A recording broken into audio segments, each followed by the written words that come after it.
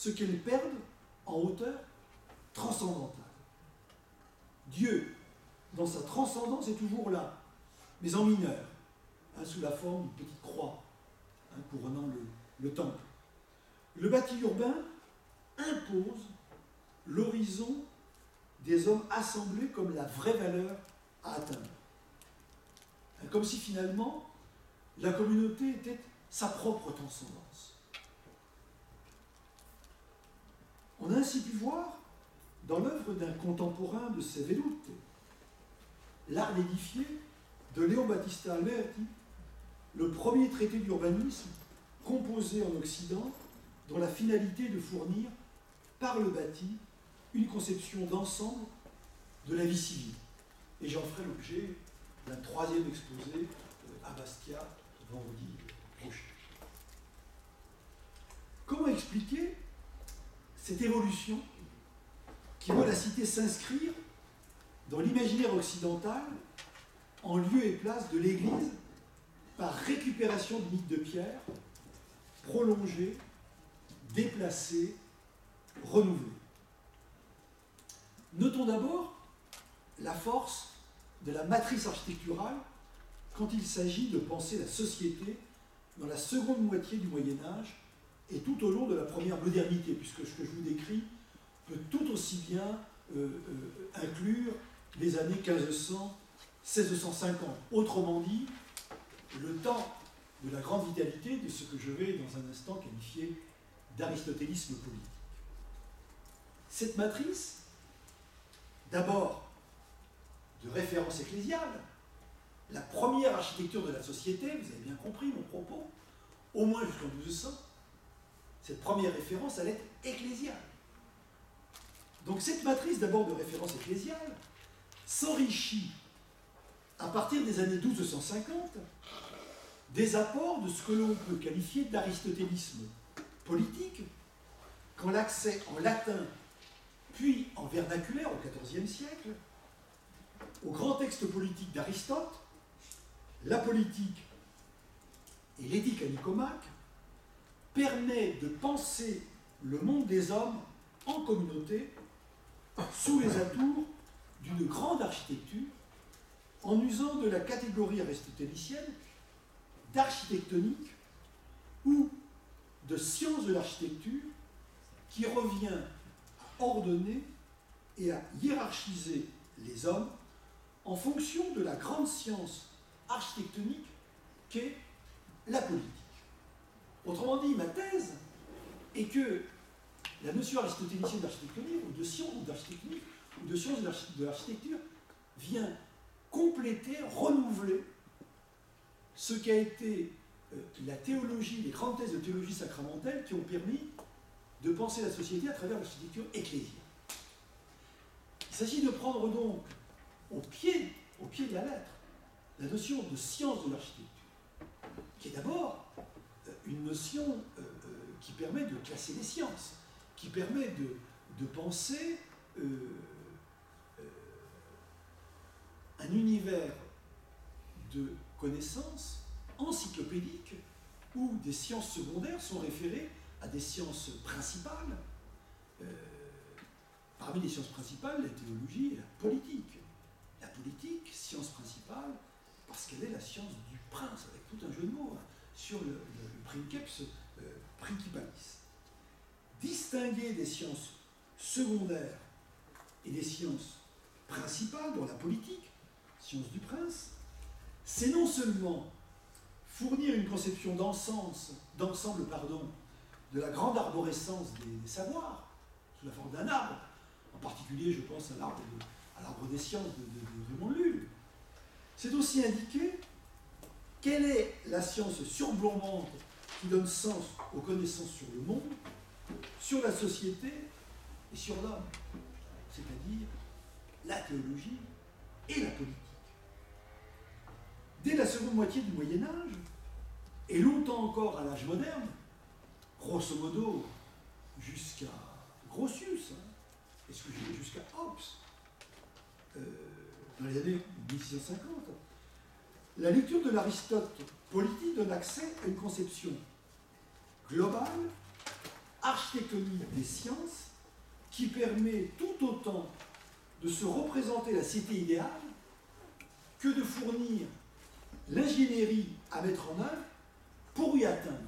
Et quand je parle de sciences de l'architecture, je ne fais pas simplement allusion à l'architectonique des connaissances, je fais allusion au fait qu'il y a une véritable architecture de la société que le prince, que le roi, que le souverain, avec ses conseillers, doit mettre en place.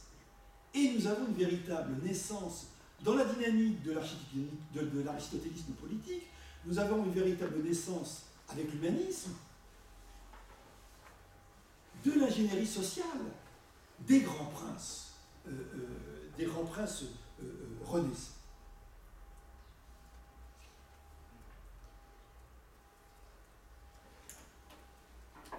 Je vais essayer d'en donner une illustration théorique du phénomène. Dans la Città del Vero, Civitas Vera, Bartolomeo del Pene fournit au milieu du XVIe siècle un exemple frappant d'une pareille capacité de projection de la cité dans une véritable architecture philosophique, sous la forme de ce que l'on pourrait considérer comme une utopie.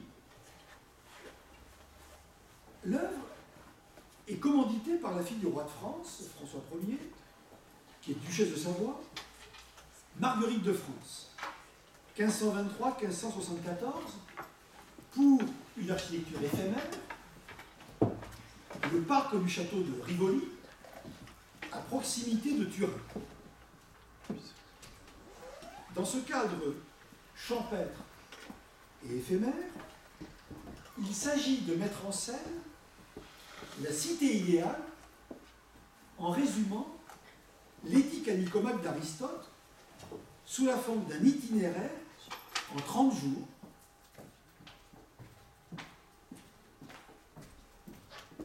Marguerite, la duchesse, cheminant avec 2 dames étoiles en compagnie d'Aristote et de l'auteur, Bartolomeo del Pene.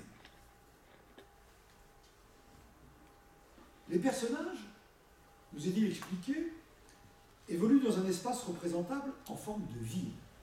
C'est une ville éphémère. Alors, ces décors éphémères qui sont tellement célèbres au Moyen-Âge dans le cadre des entrées de ville, entrées royales ou entrées papales. Si on suit les grandes descriptions de Pio Piccolomini dans ses commentaires, des décors éphémères, bon, là aussi, un décor éphémère. Donc, un espace représentant une forme de ville. 5 voies convergent vers la citadelle placée au centre. Et sur chacune de ces voies, la petite troupe visite ce que l'auteur qualifie de palais des vertus morales, dans une conception tout à fait aristotélicienne, lesquelles voies sont autant de degrés de la morale pratique qui permettent d'accéder à la montagne centrale, la montagne du savoir, et à ses temples.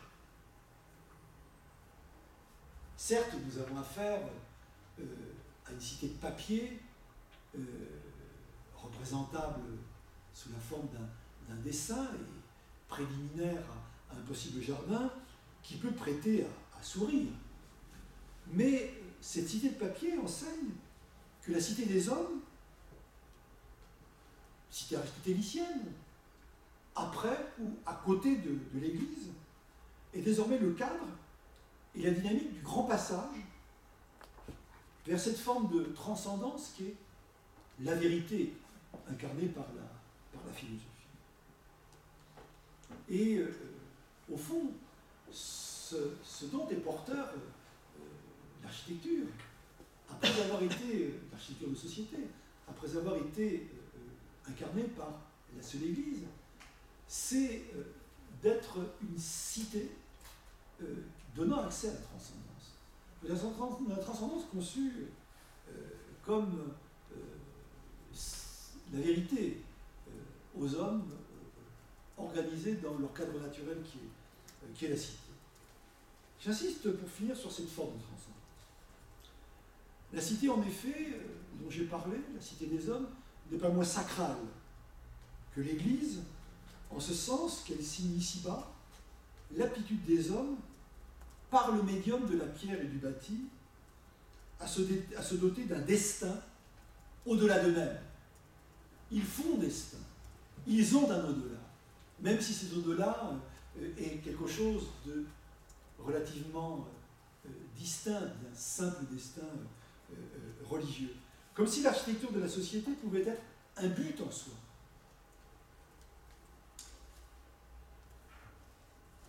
C'est la raison pour laquelle, finalement, cette étape que connaît l'Occident médiéval dans la seconde moitié, dans les années 1200-1500, va être à ce point important pour la pensée sociale occidentale. Une pareille transcendance du social est toute marquée au départ de la monumentalité ecclésiale et de sa sacralité. Et l'Église va continuer, dans le phénomène de transfert à la cité idéale, va continuer à jouer comme une sorte de basse continue, hein, pour prendre une image musicale, comme basse continue qui ne va jamais abandonner l'Occident. Et c'est ce sur quoi j'aimerais terminer. C'est que si on prend les questions de société en termes d'architecture, bien sûr, nous avons une chronologie.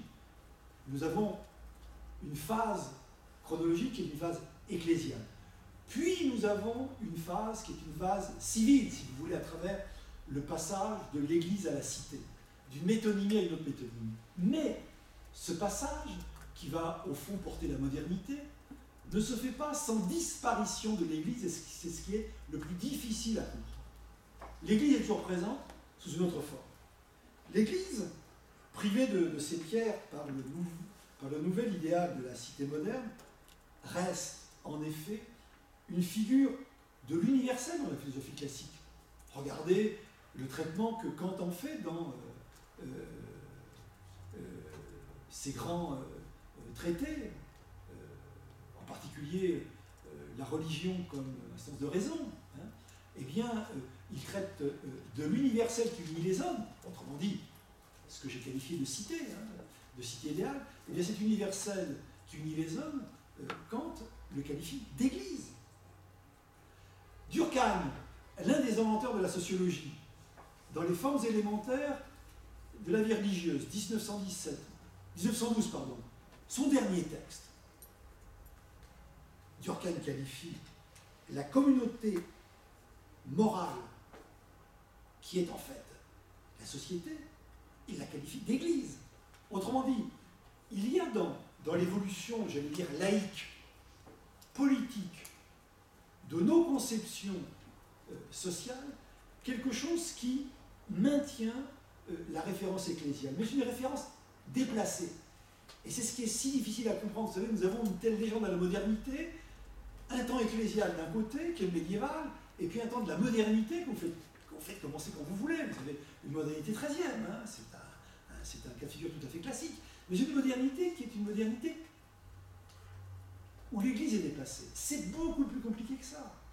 Vous avez une formulation que moi j'ai qualifiée d'aristotélisme politique, ou qui est une formulation humaniste, qui ne fait que prolonger l'aristotélisme politique, qui bien sûr est un autre type d'architecture de société à travers la cité, et qui est un transfert très large de l'Église, mais qui va maintenir finalement une espèce de référence communautaire à l'échelle de l'universel qui a d'abord été pensé comme la totalité ecclésiale. Dans l'histoire à long terme de l'émergence de la sociologie, terme qui apparaît dans son usage technique en 1839, hein, après avoir été inventé par Sayès en 1780, mais qui devient un usage technique sous la plume d'Auguste Comte, la référence persistante à la science de l'architecture, hein, qui est encore très présente dans les grandes utopies sociales du XIXe siècle, pensez au Phalanstère de Fourier par exemple. Donc la référence persistante à la science de l'architecture montre ainsi comment l'on est passé sur le mode métonymique d'un discours sur l'Église, l'ecclésiologie, un discours sur la ville qui relève de l'urbanisme, dont l'objet est de faire du bâti, de la société, une valeur en soi, sans pour autant qu'une référence de fond à l'ecclésial se soit jamais perdue. Merci de votre attention. Je suis...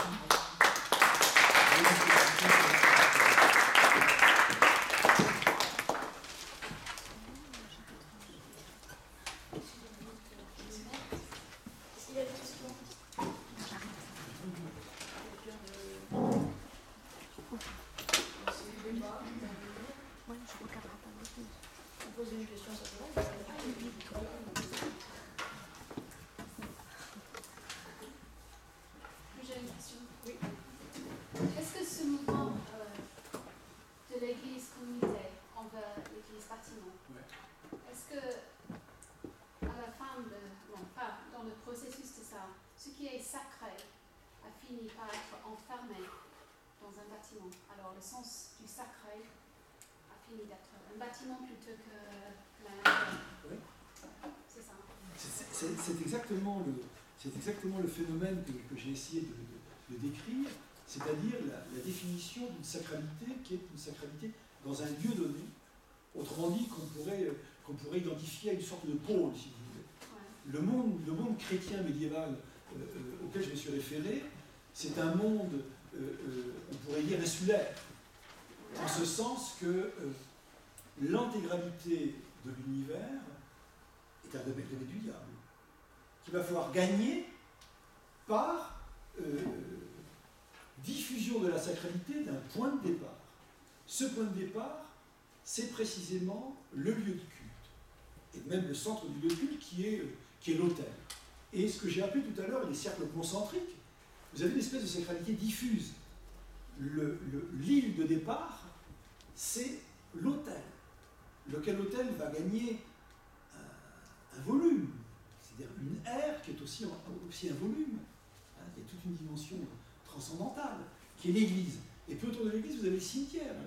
Je rappelais par allusion tout à l'heure que nous disposons d'un cimetière chrétien simplement à partir du Xe siècle, ou plutôt, nous disposons au Xe siècle de rituels de consécration du cimetière, dans les pontificaux.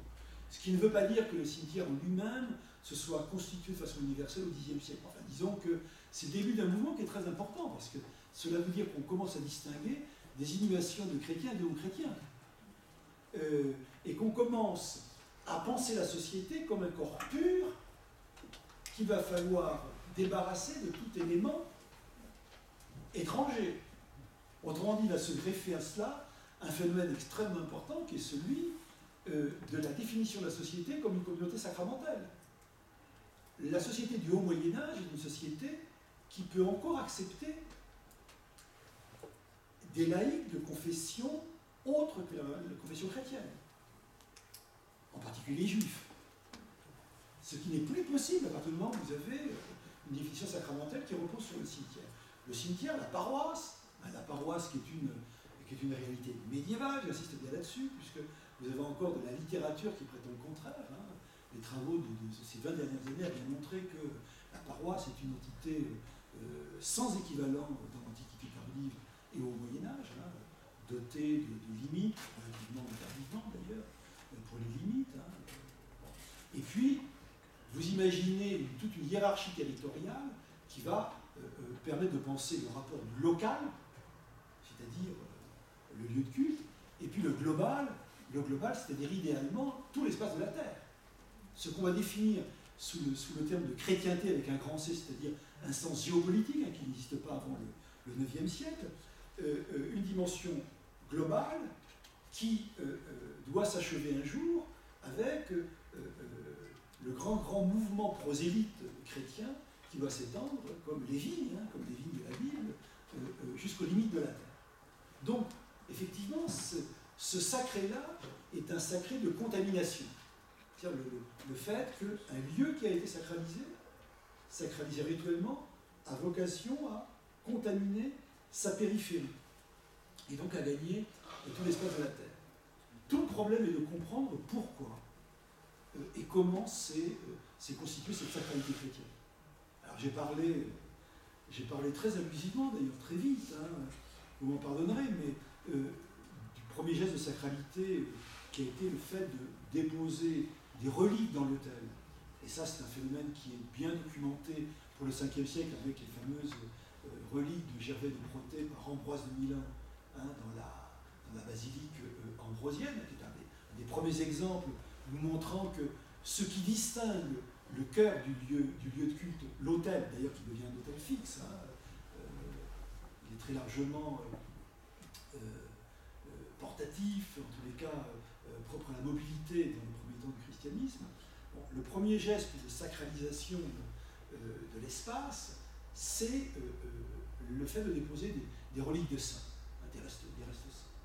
Alors ensuite, je vous ai parlé aussi par allusion au fait que le rituel de consécration d'église se développait progressivement dans l'Occident, qu'on part de rien, pour aboutir au XIe siècle au rite majeur. C'est ça qui est paradoxal à l'Occident. C'est qu'on part de rien du tout pour aboutir au rite le plus important de l'Église latine. Et que ce rite s'est peu à peu développé. Alors, vous avez des rites d'exorcisme, des gestes d'exorcisme, c'est-à-dire qu'on expulse le diable de cet espace, très très important dans la conception démonologique de l'univers. Et puis vous avez des rituels de consécration de l'autel avec le crème, les 4 croix. Un rituel qui est d'origine double, je vous le disais tout à l'heure, gallo-franque, romaine, et la synthèse se fait dans le monde carolingien. Et on va imposer ce rituel de dimension de l'Empire carolingien par la politique religieuse, l'unification liturgique entreprise par Charlemagne et surtout son fils, Louis le Pieux, dans les années 800. Mais c'est l'époque où se passe, à mon avis, le grand renversement qui va permettre au lieu de culte d'être quelque chose d'exceptionnel, de distinguer d'un plus le lieu de culte, comme disent les commentateurs au XIe, XIIe siècle, en disant mais c'est pas n'importe quel lieu. Et pourquoi c'est pas n'importe quel lieu? Parce que c'est le lieu de l'Eucharistie. Et en réalité, l'histoire du lieu de culte en Occident, et c'est d'ailleurs la raison pour laquelle on distingue l'Occident de l'Orient, c'est l'option eucharistique que l'Occident a pris par rapport à l'Orient. Et quelle est cette option? C'est l'option réaliste. Vous savez peut-être qu'au IXe siècle, dans le cadre des milieux de cour, dans les grands monastères liés à la cour, en particulier le monastère de Corbie, dans la Somme actuelle, une polémique intervient entre deux moines, Ratram et Pascal, pour savoir si la transformation, la transmutation, ce que l'on qualifie de transformation, de transmutation, ce qu'on va qualifier chez les scolastiques de transsubstantiation, si donc la transformation ou la transmutation des espèces est un phénomène réel ou symbolique.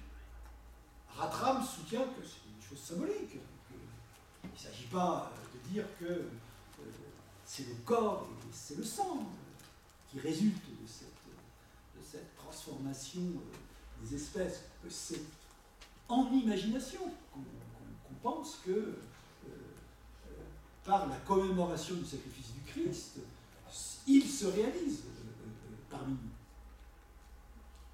En face de lui, il a un débatteur, Pascal Robert, qui prétend le contraire, qu'il y a une réalité des espèces. Et le débat rebondit sans être tranché à l'époque carolingienne. Il rebondit au XIe siècle avec le fameux Béranger de Tours, auquel on soumet à 2 reprises, en 1051 et 1079, à une confession publique de rétractation de ses erreurs, pour affirmer le réalisme eucharistique. Et c'est la puissance romaine, c'est l'institution de l'Église, qui s'est transformée en véritable monarchie spirituelle, qui impose cette confession pour affirmer le réalisme de la transformation. Et on peut dire que, de la même façon que la messe, en tant que cérémonie complètement distincte du reste de la liturgie chrétienne, qui s'impose au centre de la liturgie chrétienne, on peut dire que le monument, le lieu de culte, s'impose comme un lieu d'exception avec l'Eucharistie. Il n'y aurait pas eu l'Eucharistie que l'Occident aurait été incapable de penser l'exceptionnalité de ce lieu de culte. Et elle aurait été incapable de penser finalement ce qui peut permettre la visibilité du Dieu sur terre à travers l'incarnation. Donc c'est un phénomène très très important, et la sacralité de votre question, finalement c'est là qu'elle va s'opérer. Elle s'opère par d'autres médiateur, que sont les reliques d'État, mais j'allais dire le système s'organise véritablement le système autour de la sacralité de l'Eucharistie, et c'est une sacralité opératoire à la mesure du mystère qui s'y réalise, hein, et d'un mystère qui va rayonner. Moi, j'avais une autre question quand vous parlez de fabrique sacramentelle, et la cité aussi comme fabrique. Moi, je pense au conciliabulum gallo-romain, parce que vous n'avez pas beaucoup évoqué ce qui était avant, je dirais, la religion chrétienne, mais quand même cette cité avec le temple qui jouait, entre guillemets, peut-être aussi le rôle que peut jouer l'Église ensuite. Et je pensais au conciliabulum gallo-romain, c'est-à-dire cette espèce de mini-cité qui est spécifique de la Gaule romaine et dans laquelle on retrouve le temple, le théâtre, les thermes, comme une mini-cité à la disposition des campagnes. C'est-à-dire, je me demande aussi si, bon, vous parlez de la période humaniste, et c'est vrai que la religion a baissé d'un ton en importance. Est-ce que ce n'est pas aussi par le retour à l'antique, on ne retrouve pas cette... Ah mais vous avez, je vous donne à 100% raison. C'est-à-dire que le paradoxe du christianisme, c'est de s'être fondé sur une dématérialisation, sur un déni du cadre, en tout cas pour les zones où le christianisme s'est répandu dans la culture gréco-romaine, un déni de la cité, et au fond d'avoir vécu un renversement de valeur tel qu'elle peut réintégrer la cité. Et la synthèse, au fond, si vous voulez, le véritable moment d'équilibre de mon exposé, si je puis dire, ou de ma thèse, c'est le moment thomasien, c'est le moment scolastique. C'est-à-dire ce moment où toute la philosophie, toute la théologie chrétienne, hein, qui a développé, c'est compliqué, moi ce que j'ai résumé, vous m'en excusez, je l'ai fait à grands traits, mais c'est une théologie extrêmement raffinée de la façon dont on peut penser un sacrement à travers un contenant. Hein, quand on compare l'Église à un vase, c'est que pour qu'il puisse y avoir une cause du sacrement, encore faut-il qu'il y ait un contenant de ce sacrement. Et c'est précisément l'Église qui permet cette réalisation. Et c'est une chose qu'on suit très très bien à travers les grands traités d'exégèse liturgique qu'on se met à écrire à partir de l'époque carolingienne, où on commente les rites, où on commente les espaces. Et ce qui est très très significatif, c'est que les grands traités d'exégèse liturgique qu'on écrit à partir du XIe et XIIe siècle commencent toujours par une description de l'église-bâtiment. Comme s'il fallait rentrer dans le bâtiment pour pouvoir avoir une description de ce qui se passe dedans. Bon, donc, cette théologie chrétienne extrêmement sophistiquée qui essaye de développer des doctrines permettant de justifier le lieu de culte, au fond, à partir du moment où l'aristotélisme politique, ces deux grands textes sont traduits en latin et sont commentés, vont obliger à un effort de synthèse, qui est un effort réalisé par Thomas d'Aquin en particulier, qui est d'essayer d'intégrer la cité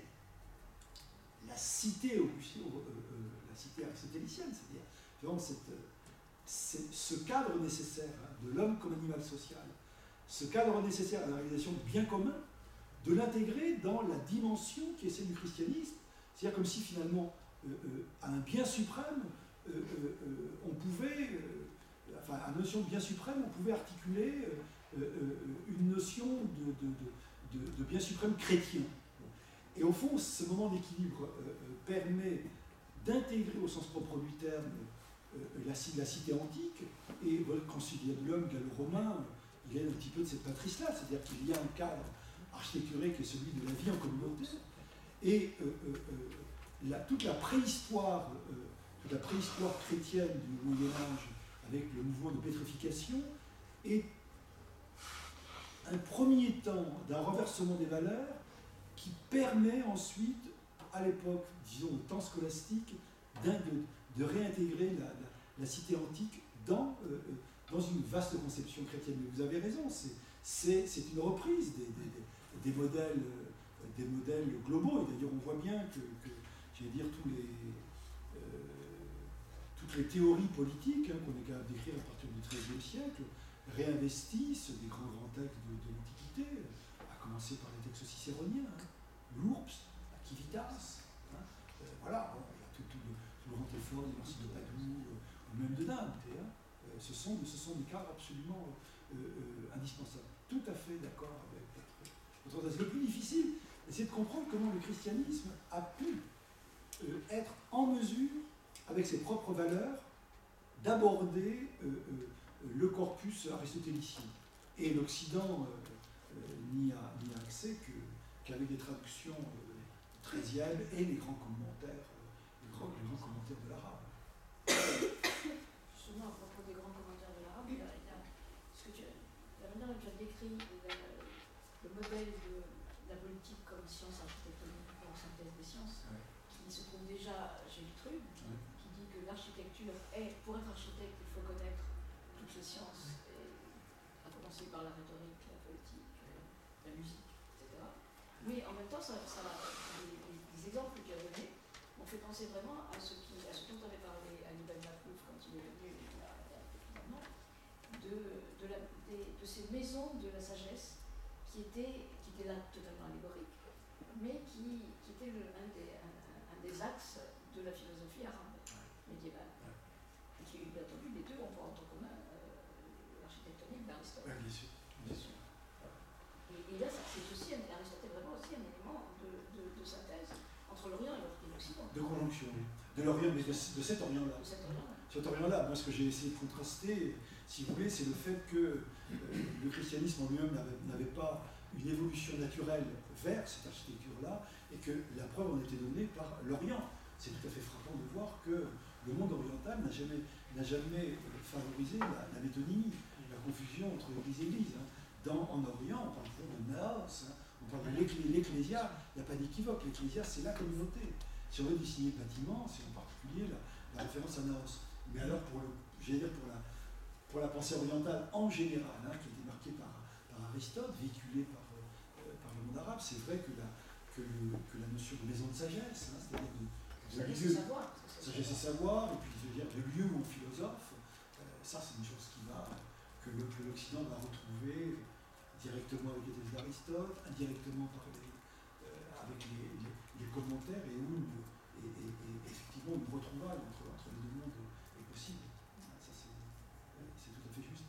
Mais alors là c'est une séquence que l'on voit très très bien dans les écrits humanistes, chez Alberti en particulier.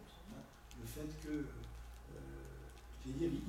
il retrouve la dimension, je veux dire, de l'espace civique ancien, avec le monde de la palestre et des échanges avec le lieu des écoles philosophiques, qu'il adapte à son temps, mais c'est tout à fait dans cette matrice-là. Dans la mesure où l'enseignement du christianisme permet de renouer avec l'antique. C'est ça l'attention. On en verra quelques éléments vendredi ensemble, je l'espère. Est-ce que tu t'es intéressé chez Alberti à la mosaïque, au paradigme de la mosaïque qu'il utilise? Parce que c'est tout à fait dans convergence avec ce que tu dis. Il explique que dans un traité sur l'éducation, sur la tension aussi sociale, il explique que les mosaïques ont été inventés. Donc le mosaïque, c'est de la pierre, ce sont des débris de pierre. Et il explique que l'inventeur de la mosaïque, c'est un architecte qui visite un temple en ruine, antique, donc c'est l'architecte déjà moins antique, il visite un temple en ruine et il admire tout ce qui est sur les murs, qui reste sur les murs, et il constate qu'au sol, il n'y a rien. Il n'y a pas de décoration au sol. Donc il ramasse des petits morceaux. Il ramasse tous les petits morceaux de pierre qui sont sur les murs et il dispose par terre pour fabriquer une image, quelque chose, et c'est l'invention de la mosaïque. Et Albert, il fait de cette fable qu'il invente, il offre un paradigme de la construction de la science humaniste. Il dit, nous sommes comme l'architecte, nous recomposons des ruines, des éléments de tous les savoirs antiques. Dans quel traité ça, pardon? Des profondeurs, D'accord, ok. Non, c'est très intéressant. Parce que la mosaïque, justement, dans l'image de la pierre, la mosaïque, c'est une forme c'est une pierre, mais qui est déconstruite, mais pour reconstruire autre chose. Et ça reste toujours la pierre. Et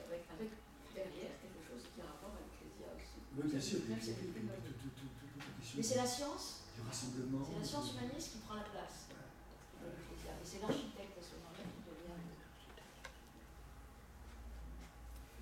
celui qui, le médiateur. Donc la connaissance comme l'art de la mosaïque. Oui, c'est vraiment la même chose.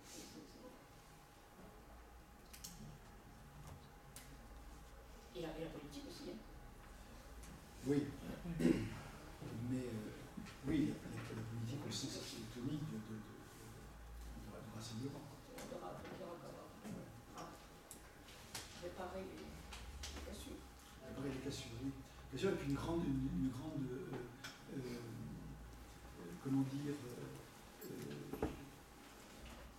une grande sensibilité à ce qui peut faire lien dans les éléments, dans les matériaux de l'architecture.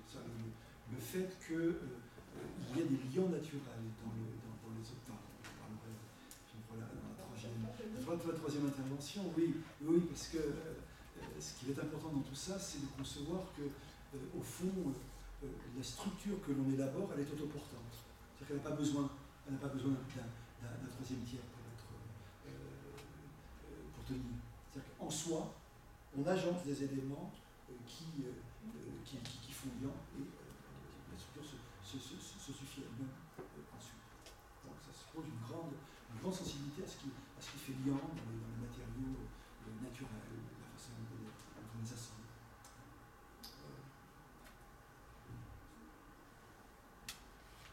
Donc une suite, hein, vous avez compris. Oui, d'ailleurs c'était l'introduction, hein, c'était pas pour Jeudi, il sera question d'en sortir un peu plus pour le paysage naturel. Vous savez, le paysage spirituel. Ça c'est plus lourd. Et vendredi, avec le rendez-vous est pris pour. Voilà. Oui, Alberti, il y a été quelque chose que j'ai vraiment rencontré dans ce travail, puisque je voulais poursuivre la question de la science de l'architecture. Moi, je me disais, vous savez, j'avais terminé un livre qui s'appelle La Maison Dieu, qui était où j'avais fait une séquence 800-1200. Moi, je suis médiéviste, donc j'étais arrivé à la limite de mes capacités professionnelles. Hein. Dans le fond, en 1200, c'était un bon moment pour arrêter, parce que, d'une part, j'allais dire, il y a quelque chose qui est dit pour toujours. L'Église, on la retrouve au XIXe siècle, comme j'ai essayé de le suggérer. Autrement dit, il y a quelque chose au moins dans un christianisme culturel qui se poursuit. Et je terminais sur une espèce de rupture pour suggérer quand même que c'était une histoire compliquée. La rupture, c'était le nominalisme. Alors, qui est une rupture très très intéressante. On n'a pas le temps de le commenter ici, mais c'est le moment où on se met quand même à réfléchir sur le sens des mots, et dans une tradition très thomasienne, on dit, mais on distingue des substances premières et des substances secondes. C'est classique de la discussion scolastique. Les substances premières, c'est le fait qu'il y a des individus, il y a vous, il y a moi, il y a Pierre, il y a Paul, il y a Socrate, et on dit même que les scolastiques ont inventé la notion d'individuation, qu'il existe une polité, une pétrité, une socracité, qui fait que Paul ne peut pas être confondu avec Pierre et Socrate ne peut pas être confondu avec Platon. C'est il y a quelque chose de substantiel qui fait qu'on est on ne peut pas se confondre. Mais alors que Thomas pensait que la substance seconde était aussi quelque chose de substantiel au niveau ontologique, on va dire. Hein. C'est-à-dire le fait qu'une communauté, une classe, un séminaire, tout ce qui nous permet de faire de la classification sociologique ou naturaliste, hein, la science naturelle. Et bien les nominalistes viennent dire, mais non, pas du tout, il n'y a pas d'ontologie. La communauté n'existe pas. C'est simplement une facilité de langage. C'est une fiction. Mais qu'est-ce que c'est de l'Église, comme vous avez dit ça? Et Guillaume de Cam, qui est le plus militant des franciscains dans cette optique-là, il va aller très très loin. Pour lui, il n'y a pas du tout de substance de l'Église. C'est-à-dire que c'est un rassemblement qui est un rassemblement permettant aux hommes d'avoir un destin commun, mais il n'y a pas quelque chose qui est inscrit dans l'ontologie divine qui fait qu'il y a une substance de l'Église, comme on pourrait dire, l'Église économique de l'économie de Dieu. C'est quelque chose qui distingue bien fortement. Et après ça, qu'est-ce qui se passe? Et je veux dire, intrigué par cette question, moi je me dis, mais tiens, ça vaudrait la peine de poursuivre l'enquête. Et puis en plus ça, si vous voulez, l'enquête pour un haut médiéviste, ça le confronte, et mes collègues médiévistes de la salle comprendront bien, ça le confronte à une question qu'il ne veut jamais se poser. Est-ce qu'on peut réellement parler d'État au Moyen-Âge? Est-ce que les villes sont des vraies villes au sens moderne du terme? Ça, vous savez, c'est le grand tabou de la médiévistique, en particulier en France. C'est qu'on hésite à penser qu'il puisse y avoir un véritable État autour des royautés féodales à partir de 1200. Donc moi, c'est les questions-là qui m'intéressent. Est-ce qu'on peut continuer à poser la question de l'architecture de la société? Et c'est là que c'était la rencontre avec Aristote. Architecture sur l'architecture, creusons un petit peu juste pour voir. Et là, la découverte, c'était quelque chose qu'on ne trouvait pas. C'était les premiers traités d'urbanisme datant de l'humanisme. Alberti, Fiaret, vous avez une bonne nouvelle. Vous avez une typologie du discours sur la société qui n'a jamais existé.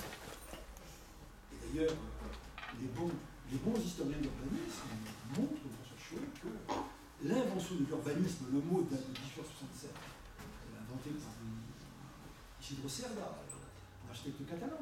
Mais avant le mot, il y a une réalité qui relève de ce que l'on va pouvoir qualifier d'urbanisme plus tard. C'est pas une redécouverte. Ah, pas du tout, non. Là, moi, je suis choétien, si je puis dire. Et si vous voulez, ce qui me paraît très très intéressant, c'est que vous avez une autre, dans la typologie des discours. Moi, je ne fais rien d'autre que ça dans mon travail. Je n'ai jamais rien d'autre. Qu'est-ce que c'est que la typologie des discours sur la société? D'abord, c'est l'ecclésiologie, c'est ce qui relève de l'Église. Et puis, il y a un moment, il y a des évolutions. Et pour moi, l'humanisme, c'est le passage à un autre discours qui relève de l'urbanisme. Toute la question, si vous voulez, moi j'étais, en faisant ce travail, enfermé dans mon propre piège. Et à un moment donné, je me suis dit, mais comment je vais terminer? Je ne retombe pas sur mes pieds. Je suis parti de l'église, maintenant je suis à la cité. Mais il y a encore de l'église dans mon affaire. Comment est-ce qu'on peut rendre compte de cette base continue qui continue à être l'église, une église complètement renouvelée comme pensée universelle? Et là, c'est tout à fait évident, l'urbanisme, c'est une modernité urbanistique, c'est certain. Simplement, qu'est-ce que ces gens-là font de la référence ancienne à l'Église? Dans quelle mesure est-ce que ce potentiel sociologique est réutilisé? Toute la difficulté est là, mais on peut articuler les deux termes. J'ai dire, Alberti, il ne travaille pas les pas. Je veux dire, l'absence de transcendance d'Alberti, c'est une vue d'esprit de la légende moderne. C'est un chrétien à sa façon. Encore faut-il rendre compte de cette forme de christianisme qui n'est pas, j'allais dire, qui ne suit pas forcément le discours d'Église, parce que vous avez en face les premiers traités de l'Ecclésia. Vous voyez, ce qui est paradoxal, c'est ce discours est censé disparaître au moment où on écrit les premiers traités de l'Ecclésia de l'Occident. Ça commence au XVe et puis ça va mener jusqu'au XIXe siècle. Donc comment est-ce qu'il peut rendre compte de ça? Au fond, de croire dans une espèce d'articulation des deux évolutions, et puis des deux modèles et de leur possible articulation. C'est ce que j'ai essayé de faire en épilogue. Mais je n'étais pas très fier de mon épilogue. Comment est-ce qu'on peut retomber sur nos pieds au XVIe siècle avec cette nouvelle émergence d'une société des urbanistes?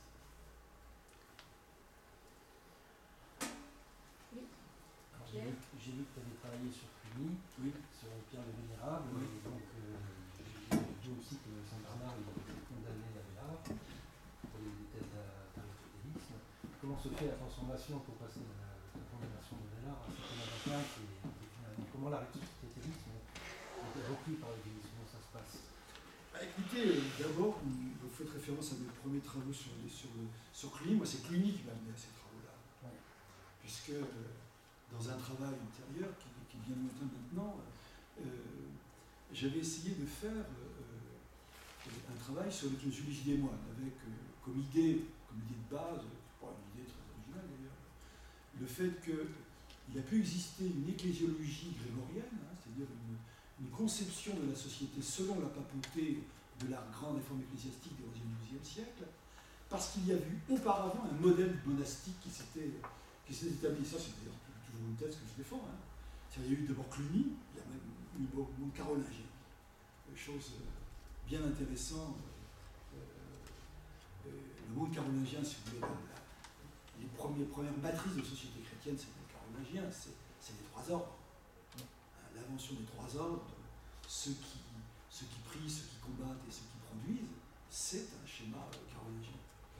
Donc une première organisation, et puis ensuite, sur la base de ces écrits carolingiens, des grands seigneurs spirituels indépendants que sont les Clunisiens élaborent des théories de société très, très sophistiquées.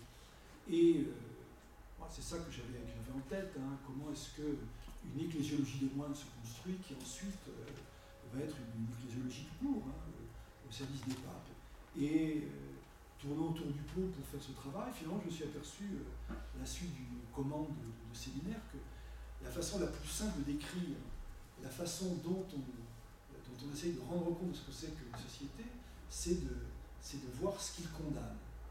Dans quelle mesure est-ce que les figures du rejet permettent de décrire ce qu'est la communauté, la communion de référence. Et donc, je me suis attaqué aux trois traités de Pierre le Vénérable, qui sont le traité contre les hérétiques de Trobrucien, le traité contre les Juifs, hein, un des premiers traités de l'Occident sur la base d'une connaissance du Talmud, hein, de la littérature rabbinique, donc vraiment un basculement dans la judéophobie qui est très, très important, et puis le traité contre les Sarrasins, hein, qui est là encore le premier traité en Occident fait sur la base des autorités connues du monde musulman, c'est-à-dire le Coran, qui est traduit par Pierre le Vénérable.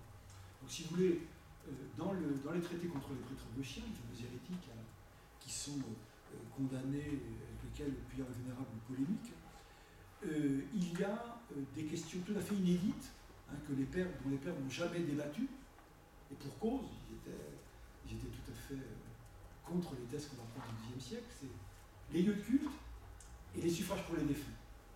C'est-à-dire toute la liturgie funéraire qui paraît complètement inutile aux hérétiques. Il n'y a pas besoin de prier pour les défunts. Soit ils sont totalement bons, ils rejoignent les saints tout le temps, tout de suite, soit ils sont totalement mauvais et puis ils n'ont pas de destin. Et on défend au contraire l'existence d'une catégorie intermédiaire qui est les morts pas tout à fait bons, pas tout à fait mauvais, pour lesquels il faut faire quelque chose. Et puis, alors que les pères étaient assez contre cette idée-là, peu à peu, le monde médiéval va basculer dans une prise en compte. Et pour les lieux de culte, c'est ce qui s'est passé. Donc d'où mon intérêt, et l'intérêt tel que j'ai poursuivi. Alors comment clunisien, cistercien, comment est-ce qu'on peut passer à un monde qui va, sur une base empruntée à une autre philosophie, mettre en valeur les figures architecturales. D'abord, on va dire que mes clunisiens sont représentatifs de ce qu'est le mouvement de fond en Occident de l'évolution, c'est-à-dire comment ce monde se monumentalise, comment l'Église est impossible à imaginer sans sa visibilité monumentale. Autrement dit, une très forte matérialisation qui est remise en cause à la fois par les hérétiques dont je parlais tout à l'heure, hein, différentes vagues hérétiques. Je suis intéressé au Pétrole II, mais il y avait d'autres incitations bien connues. Mais vous avez aussi les réformes de l'intérieur que présentent les Chartreux ou les Cisterciens, par exemple, qui sont loin d'assumer la matérialité et la monumentalité de l'Église aussi facilement. Et d'une certaine façon, le débat entre Bernard et Pierre le Vénérable, et le fameux débat autour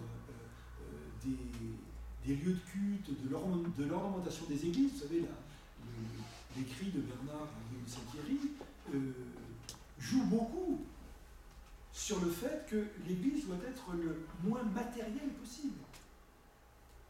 Les sermons que Bernard de Clairvaux a consacrés à la consécration de l'Église, il développe tout un sermon lié aux consécrations de l'Église, ce sont en fait des interprétations tout à fait allégoriques. C'est-à-dire, il montre que le bâtiment lui-même n'est qu'un médium. Il peut avoir de l'importance, mais uniquement comme instance de médiation. Et d'ailleurs, ils sont tous d'accord pour ça. L'Église est visible, d'accord, mais elle est visible comme une instance du Dieu vivant, du Dieu incarné, dont l'incarnation n'a d'objet que de réentamer le mouvement de remonter vers l'au-delà en termes de médiation nécessaire. Si vous voulez résumer la chose, ce sont des gens qui ne sortent jamais d'une structure de pensée auquel on n'a pas du tout fait allusion depuis le début de la séance, mais qui est la pensée dionysienne. C'est-à-dire l'existence, la représentation du cosmos dans lequel se glisse l'Église d'ici-bas, la société chrétienne, dans lequel se glisse également le petit sanctuaire qui est fidèle, qui est que c'est une structure où la cause de tout, c'est peu à peu en une dynamique toujours ternaire, lumineuse,